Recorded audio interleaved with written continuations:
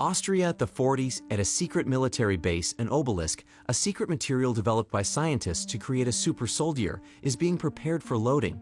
Unexpectedly, a group of unknown assailants, who are not interested in anything with the material, break into the base. Having taken the obelisk, the saboteurs carefully pack it in a metal box and weld it shut, after which the material disappears for decades to come. Our days.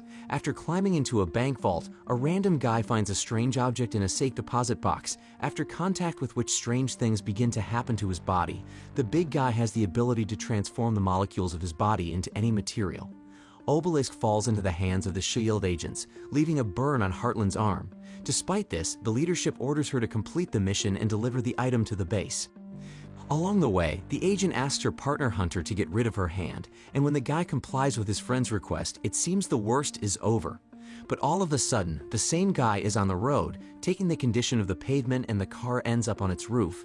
The big guy isn't interested in surviving Lance. He takes the valuable object from his charred hand and walks away. Melinda arrives at the scene of the accident, but Lance chases his friend away, hoping she won't get caught by the feds. Hunter himself surrenders to the military, who show up. May gets a tip from Phil Coulson and starts chasing an old pickup truck, trying to escape Creel, the guy who stole the obelisk. The girl almost catches up with the mutant, but the commander gives the cancellation because of the large number of civilians. Daisy Johnson flies to the base and tells the boss about the item, which had symbols she already knew. The girl tries to get details from Coulson, but he's more concerned about Hunter being arrested. To Hunter's surprise, they don't bring him to the Bureau's office, but dump him in a field far outside the city. A few minutes later, a helicopter shows up next to the guy, and General Talbot invites the guy for a ride. The agents dismantle the cloaking system, worried that it would upset Fitz if he found out that his job had been taken over by others. The guy just happens to be around at that moment, and his colleagues try to smooth over the poignant moment by inviting him to help with the equipment, but Fitz fails to remember the basic material after recent problems. During the flight, General Talbot tries to ask Hunter why he decided to swap his military career for mercenary work, and the guy admits that love is to blame. The conversation turns to the main topic. Talbot asks to give him Coulson, and Hunter agrees, asking for a large sum in return and a fitting farewell ceremony for his deceased colleague. Phil, meanwhile, rolls up the screens and opens the door for Daisy, who comes in again to find out why Heartland hasn't returned. This time the boss isn't hiding the truth, but he won't let his subordinate go looking for the culprit. Fitz's hallucination shows up again, and the guy complains to his fictional girlfriend that his coworkers are avoiding him. Fantasia advises the guy not to stop and look for an opportunity to neutralize Creel, and to do so, she even shows the guy the document someone forgot in the printer with the mutant's DNA test results. Creel, meanwhile, sits in a roadside cafe, hiding an obelisk under his sleeve.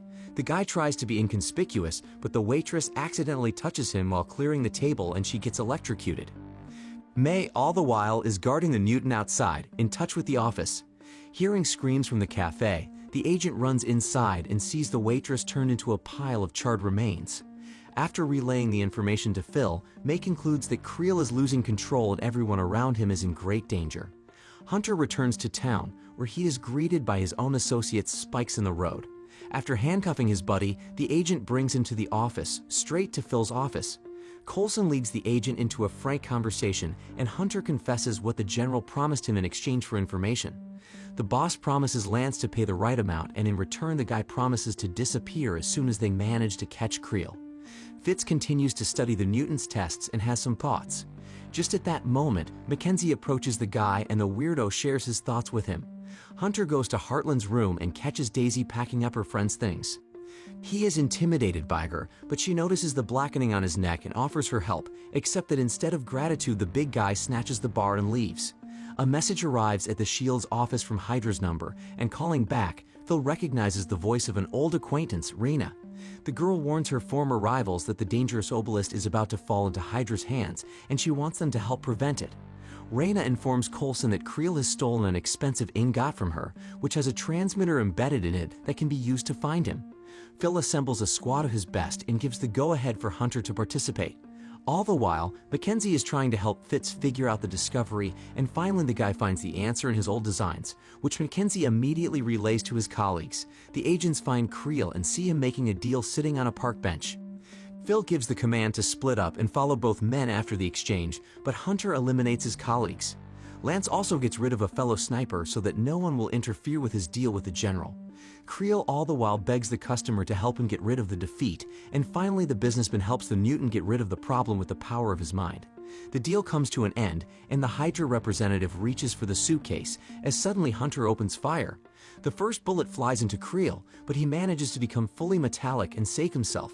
The mutant catches up with the offender in the hotel lobby and already has his arm over him. Hunter is saved by Phil, who puts Fitz's invention into Creel's back, which destroys the big guy in seconds. General Talbot keeps his word and Hunter sees his partner escorted off with honors. After breaking into her sister's car, Lance hangs Heartland's pendant on the mirror, surprising his boss. Coulson tells Hunter that he's willing to take him back to S.H.I.E.L.D. despite the betrayal, which he believes happened in the name of a good cause. Fitz and Mackenzie continue to discuss technology, and Alfonso asks his buddy how he managed to survive the loss of his partner, Agent Simmons.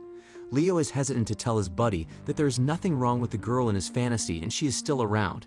Daisy confesses to May that she feels like something is going on with Phil, but Melinda assures the girl that she's imagining it. Once alone, May arrives at the S.H.I.E.L.D. director's office and closes all the windows and doors and turns on the camera to film another of Coulson's seizures, during which he draws strange drawings on the walls. Raina considers the obelisk, which came to her after the operation. The girl's boss orders her to take the thing in her hands, and she has to carry out the order despite her fear, but nothing scary happens. On the contrary, the strange object is covered in glowing patterns, just like on the FIL map. Coulson arrives at the place where General Hunter's plan was to turn in the director. Phil offers Talbot a deal. They give the General Creel's remains for experiments and will hand over the other especially dangerous ones, and in exchange the army leaves the S.H.I.E.L.D. alone. Talbot is about to refuse, but the director shows him the planes of his organization, hinting at their power, and the general decides to cooperate with the agents. Several months pass. After acquiring Creel's body, the general sends him to the lab and manages to restore the mutant. After getting his hands on the boy, Talbot studies the material he is made of and the general hatches a plan to take over the world. Knowing of all the guy's weaknesses, the general visits him and promises to help get rid of the voices in his head and discomfort. Reaching out to Creel, Talbot makes him fluid and pulls him into himself. After reviewing the camera footage, the S.H.I.E.L.D. agents try to figure out what the general is going to do next, and the group goes to his house, guessing that he will want to visit his son. The young men have to act alone, as Coulson is being held hostage on the ship of a secret organization that wants a serum that can destroy the alloy from which the superheroes are created. The agents are not mistaken. Talbot does come to the family, but it proves impossible to capture him. Having built up his strength, the general overturns cars and gives the attackers a fight back. Having been defeated, the group reports this to Coulson, and the director is about to develop his plan to capture the former general, but he does not have time to do so. During the battle, his hand came into contact with the toxic alloy, and the process of destruction began. Gathered together, the agents discuss all possible options, and it turns out that they have only one dose of the serum, and they have to choose to save Coulson or save the whole world by destroying Talbot with the serum. The group splits in half. One part believes that Coulson must be saved, while the other part believes that saving the world comes first. The argument leads to May breaking the last test tube. Fitz promises to work on a cure, but in the guy's opinion, the end of the world is inevitable. Talbot abducts a seer girl to his ship, who has seen him surrounded by space metal that can enhance the villain's abilities, but despite the general's entreaties, the girl refuses to name the place. Coulson regains consciousness and is visited by Rodriguez. The girl apologizes for being against saving the director, but the boss reassures her and admits he would have done the same. The agents fly to Chicago. That's where Talbot was reported from. By this point, the superhero villain is already beginning to destroy the city, extracting bits of precious metal from the ground. During Coulson's illness, the group selects Mackenzie as a senior, and the agents prepare for a dangerous operation to eliminate the former general. S.H.I.E.L.D. evacuates the men and informs the emergency services of his arrival. The providential girl also manages to be freed, but her mother isn't around. Mackenzie goes looking for the woman, but gets trapped. In the meantime, Talbot continues his destruction, but Daisy knocks him down and asks him to stop. The girl reminds the general of his fighting glory and of his son, who fears such a change in his father. Pretty words do not impress the villain. He is going to see what he has started to the end in grabbing Daisy. He lifts her to the sky and then abruptly lowers her down, trying to shatter the ground. Daisy seizes the moment and injects herself with the serum. Becoming several times stronger than Talbot, the girl fights back so that the former general ends up in outer space and immediately freezes. Some agents don't survive the battle, and Mackenzie has to support one of his friends, seeing him take his last breath. Coulson, on the other hand, gets better, and the group prepares for the director's return. Gathered aboard the plane, the agents raise their glasses to all those who have not lived to see this day, to another victory, and to Coulson, who is retiring. The touching farewell comes to an end and Phil leaves, leaving the ship to his charges to continue saving the world.